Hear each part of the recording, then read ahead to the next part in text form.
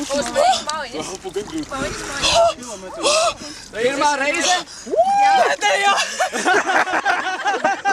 Pag, kas te notiek? 15 svešinieki bez iepriekšējas pieredzes peldās āliņģī darbdienas vakarā. Kādā sakarā? Tātad ir tādi 3 džeki. Viņi sevi dēvē par Yes Theory. Ko viņi dara? Ceļo apkārt pa pasauli un dara visu kaut kādas trakas un stulbas lietas, lai iziet ārā no savas komforta zonas.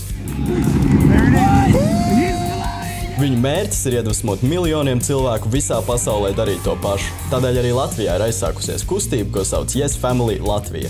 Viņi rīko pasākumus, kur iedvesmojoši cilvēki dalās ar saviem pieredzes stāstiem. Tā kā man pašam arī patīk darīt trakas lietas, es izdomāju pēc viena no šiem pasākumiem, Yes Theory stilā, iedvesmot citus darīt kaut ko traku. Kurš būtu gatavs iet uz Ķīpsalas pludmali un nopeldēties āliņģī? Paceļ rokas. Ok, tad 9:30 mēs no šejienes izejam. Tā, cik mēs te esam? 1, 2, 3, 4, 5, 6, 7, 8, 9, 10. Mēs esam 11. Vēl cilvēki atnāca, amazing. Tas saglabā ļoti silti. Bet neiet. Vien iekšā. Nesautās iekšā. Rūdī!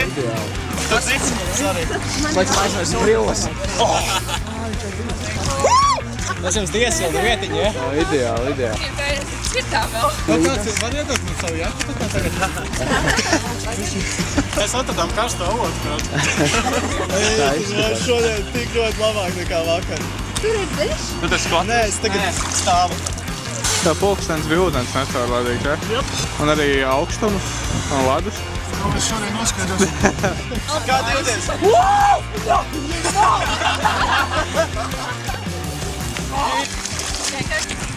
Gribas no pie... Es neko nejūstu. Kādā maināt visā Gribas salātus ar sieru. Un vienkārši... Svaitiņu. Guys, kad dzīve dod jums šādas iespējas, you just have to say yes! 3, 2, 1, jā!